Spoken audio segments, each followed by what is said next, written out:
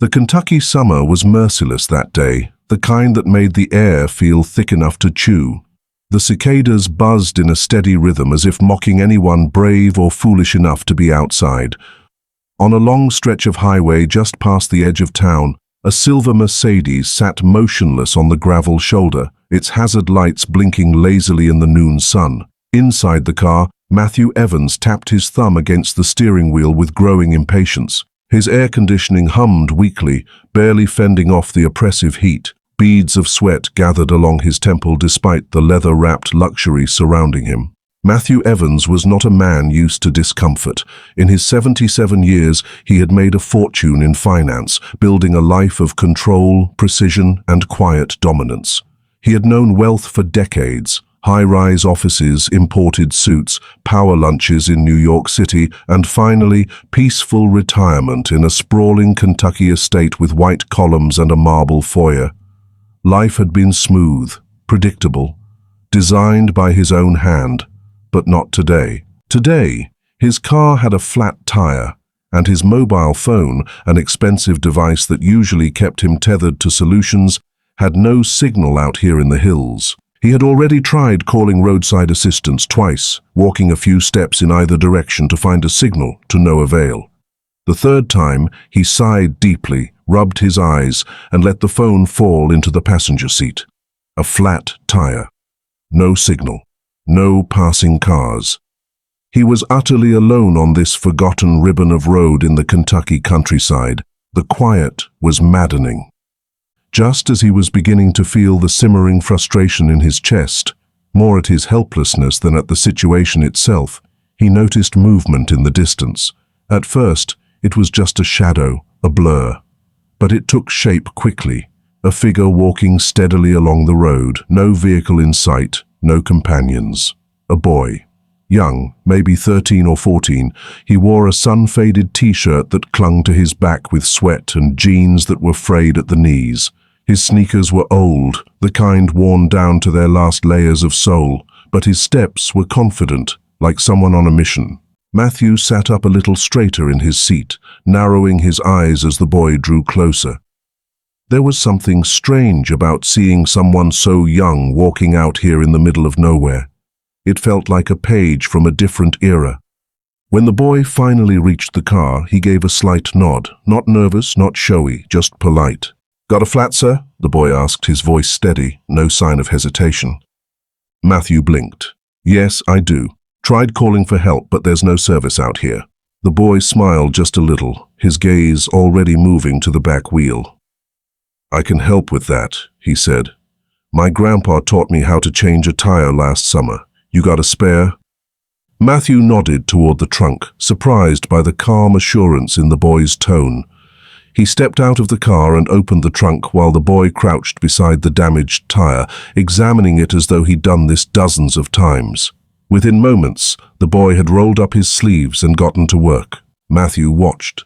Something about the boy's movements struck him. They were confident, practiced. There was no fumbling, no guesswork. He retrieved the jack and tools from the trunk and began loosening the lug nuts with quiet concentration. Matthew leaned against the car, arms crossed, still not quite sure what to make of the situation. In his world, people didn't offer help without expecting something in return. Everything was transactional, but this boy hadn't even introduced himself. He was just doing it, as if kindness was the most natural thing in the world. "You do this often?" Matthew asked after a few minutes of silence. The boy glanced up. "Sometimes. Folks break down a lot around here. Not everyone can afford roadside assistance." Matthew fell quiet again. He didn't know what to say to that. For decades, his wealth had been a cushion. He hadn't thought about people not being able to afford basic services. He felt suddenly very far from his world of catered brunches and stock options. After a few more minutes, the boy stood and wiped his hands on the sides of his jeans. The flat tire was gone, replaced by the spare, tightened, checked and double-checked. "All done," he said, stepping back with a small nod of satisfaction. Matthew stared at him for a moment. He reached into his wallet and pulled out several bills, more than enough for the job. He extended them toward the boy. "Here," he said, "I really appreciate this." The boy took a step back, raising a hand politely but firmly. "Thank you, sir. but I don't need anything, just happy to help." Matthew's hand froze in mid-air. He wasn't used to being refused. The boy gave a small wave and turned, walking down the road in the same direction he had come from, his back straight, his steps easy. Matthew stood there, the cash still in his hand, watching him go. The boy didn't even look back. He climbed back into his Mercedes, putting the money away slowly. As he drove, his eyes flicked repeatedly to the rearview mirror, watching the small silhouette fade into the heat. The countryside passed by in a blur, but Matthew wasn't seeing it. His mind kept returning to the image of the boy, the confidence in his movements, the clarity in his refusal of money. Back at his mansion, the silence was deeper than usual. He poured himself a glass of scotch and sank into the leather armchair in his study. The grandfather clock ticked away in the corner, its sound a slow reminder of passing time. His dinner, perfectly seared steak and asparagus prepared by his house staff, sat untouched on the table. He couldn't stop thinking about the boy. In all his years of life, wealth, and experience, Matthew had met countless people, clients who smiled for profit, colleagues who praised for promotion, and friends who faded once the checks stopped coming. Everyone had an angle, everyone had a price. But this boy, this stranger, had given without expecting. No fanfare, no gratitude needed. Just help for the sake of helping. He leaned back in the chair, closing his eyes. He saw the dust on the boy's hands, the quiet pride in his face. He imagined the life behind those shoes, behind that worn shirt. It wasn't pity he felt. No, that wasn't the right word. It was something else. Respect. Maybe even envy. There was something deeply human in what the boy had shown him, a kind of richness that couldn't be bought. The night passed slowly. Matthew paced through the halls of his mansion, each room immaculate and impersonal. He wandered through spaces filled with art he never admired, furniture no one ever used, and luxury that had stopped feeling like luxury years ago. That simple act on the side of a hot road had stirred something in him he hadn't felt in decades, a longing for something real. When the sun rose, casting golden light through the tall windows of his estate, Matthew was already dressed, not in his usual tailored wear, but in simple slacks and a button-down shirt. He made himself a cup of coffee, left a note for his staff, and got into his car. He drove with purpose, retracing the road where it had all started. There was no plan, no address, just a need to find the boy who had done so much with so little. He stopped at every gas station, diner, and roadside stand along the way. He showed a photo of a similar-looking boy from the internet. People shook their heads or gave polite apologies, until finally, in a quiet cafe with creaky wooden floors, an older woman behind the counter offered a name. "You might be talking about Elijah," she said, her southern accent soft. "He's always helping folks. Lives with his mama in Harlan." "Harlan," Matthew repeated. "Thank you." He didn't hesitate. He got back in his car and drove, weaving through winding roads and forested hills until he reached the small town. Harlan wasn't much to look at, just a few storefronts, a local church, a grocery, but it had a quiet charm, like a place that hadn't changed in years. He asked around again, describing the boy with the quiet smile and dusty jeans. This time people nodded. One man pointed him toward the edge of town. The house stood alone, humble and neat, with peeling paint and a porch that sagged under the weight of time. But the yard was swept, and a small garden bloomed in the corner. It was a place built not with wealth, but with love and work. Matthew parked the car and approached the door, unsure of what he would say or even why he had come. He knocked. The door opened. A woman in her early 40s stood there, her expression wary but kind. Her hair was pulled back, and her eyes, sharp and tired, met his with curiosity. "Can I help you?" she asked. Matthew cleared his throat. "I'm sorry to bother you. I believe I met your son yesterday. Elijah, right? He helped me with a flat tire." Her face softened. She smiled. "That sounds like my Elijah. He's always helping someone." "I just wanted to thank him properly," Matthew said. "He wouldn't take anything from me." She nodded, stepping aside. "He's out back. You're welcome to wait." Matthew stepped into the house, and immediately the atmosphere changed. It was nothing like his mansion, but it was alive. Family photos on the walls, hand-drawn pictures taped to the fridge, a shelf of well-used books. Everything had a story. Everything had purpose. He followed her through the kitchen and out the back door, where Elijah stood fixing a broken section of fence with steady hands. He looked up, surprised to see the man from the side of the road. "Hey, mister," Elijah said, wiping his hands on his jeans. "What are you doing here?" Matthew smiled awkwardly, suddenly feeling unsure of himself. The next morning brought with it a cool breeze that stirred the curtains in Matthew Evans's study, but he hardly noticed. He had barely slept. The softness of his mattress, the gentle hum of the air conditioning, the perfect silence of his gated mansion, none of it brought him comfort. His mind kept circling back to the boy on the side of the road, the calmness in his voice, the way he had worked with confidence and walked away with nothing more than a quiet smile. It gnawed at him in a way he couldn't explain, something unfamiliar and deeply personal. In a life full of structured transactions and polished exchanges, the boy's refusal of money, his dignity, had unraveled something inside Matthew. He had built his entire life around logic, precision, numbers, risk and reward, returns and investments. But that moment, brief and unassuming, had left an impression stronger than any business deal he'd ever made.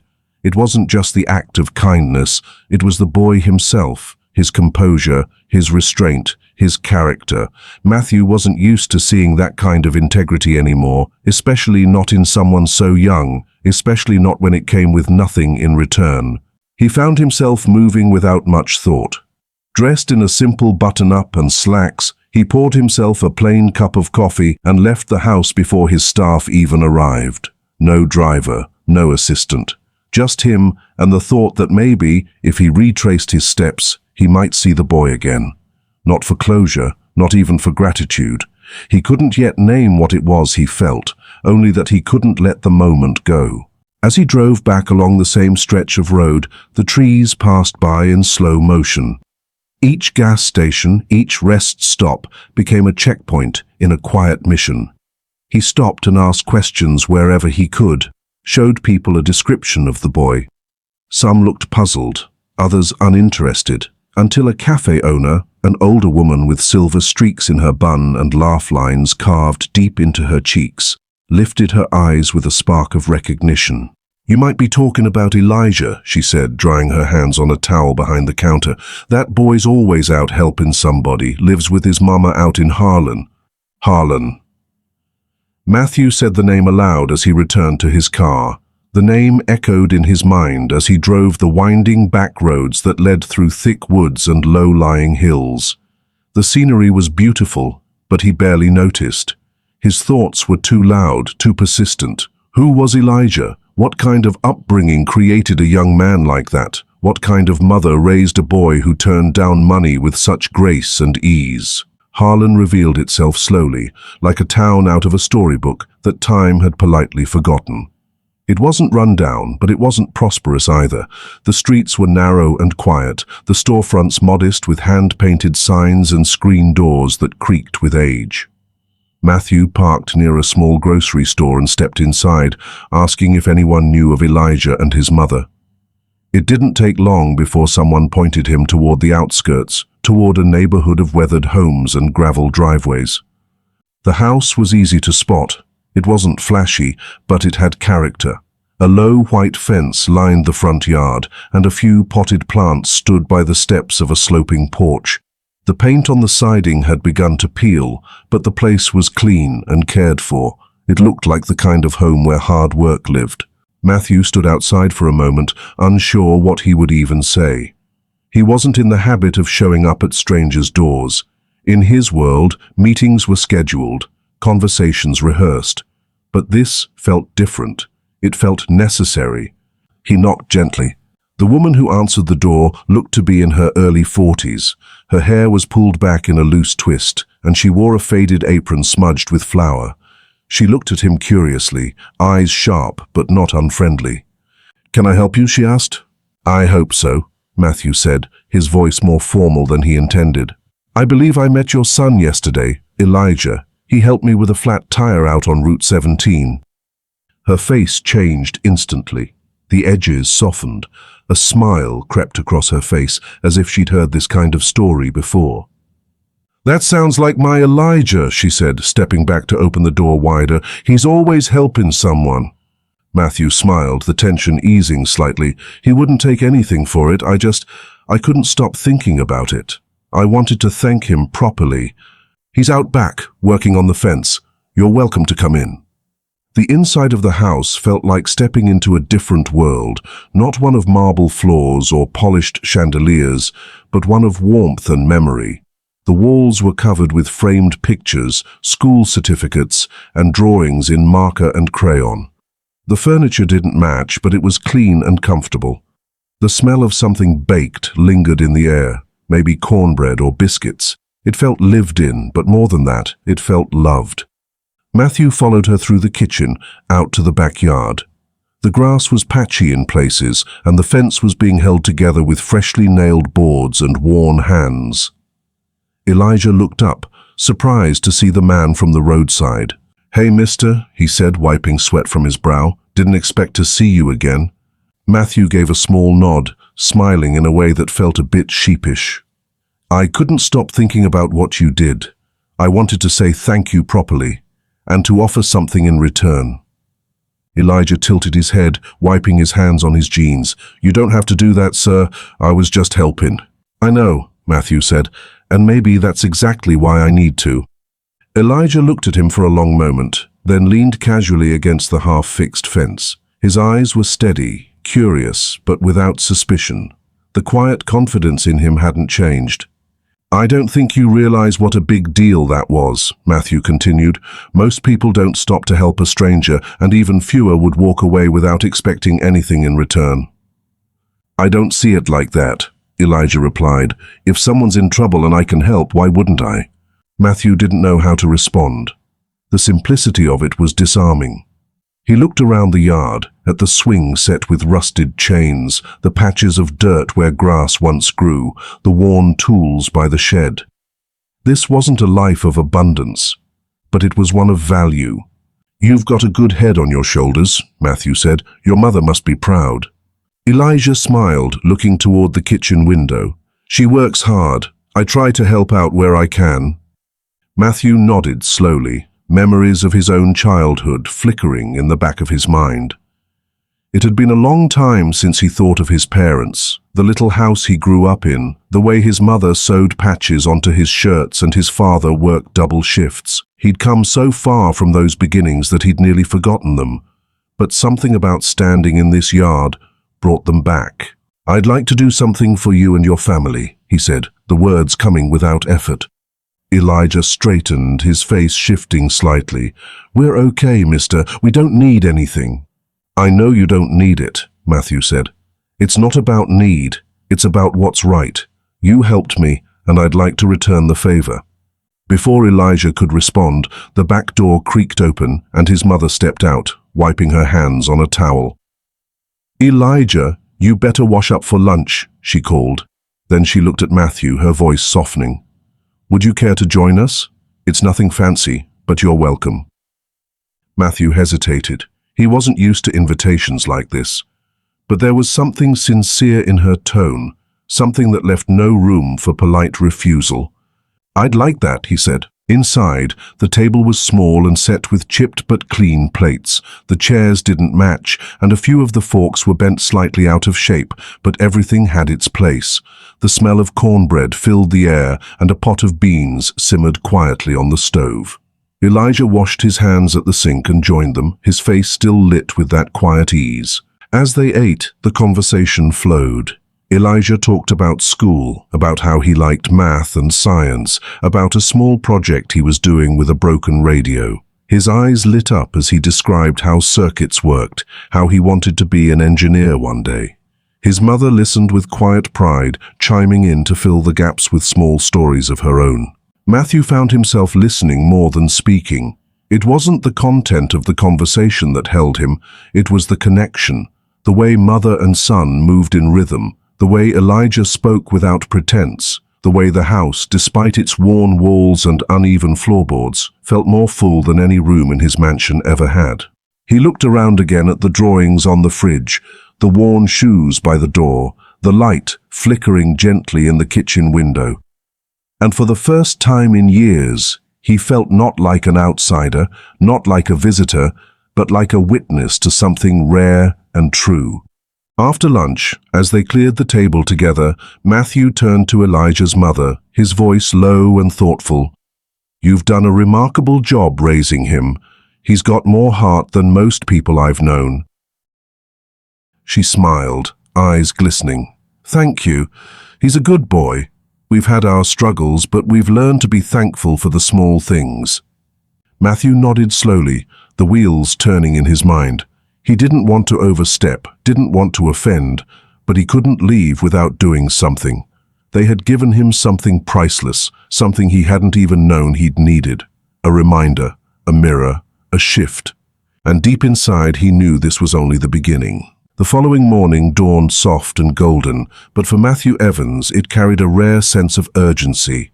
He had spent the night at home, but the house no longer felt the same.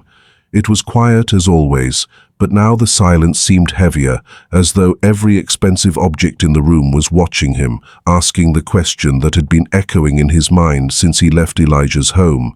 What have you done that actually matters? He had lived well. There was no doubt about that. He had everything he once thought he wanted: a vast estate, financial security, polished furniture, a long list of awards and achievements. Yet in that small house in Harlan, among chipped plates and mismatched chairs, he had felt a warmth he couldn't manufacture with wealth. He had seen something real, something true, something that couldn't be purchased or inherited. Something that stirred the remnants of a heart long buried beneath years of transactions and perfectly negotiated deals. The memory of Elijah working on that fence, his hands steady, his spirit unshaken by hardship, stayed with him. His mother's calm strength, her pride in the life she had built, even with so little. Their house wasn't perfect, but it was a home in every sense he had forgotten, and now he couldn't shake the feeling that he needed to do more, not out of guilt, not out of obligation, but because he had been given something far greater than a fixed tire. He had been reminded of who he used to be. So he made phone calls, a lot of them.